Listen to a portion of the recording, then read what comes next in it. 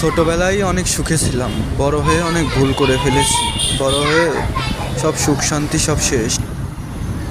তাও বলি আলহামদুলিল্লাহ, সুবহানাল্লাহ, আল্লাহু আকবার, লা ইলাহা ইল্লাল্লাহু মুহাম্মাদুর রাসূলুল্লাহ, লা ইলাহা ইল্লাল্লাহু ওয়াহদাহু লা শারীকা লাহু লাহুল মুলকু ওয়া লাহুল হামদু ওয়া হুয়া আলা কুল্লি শাইইন কাদির।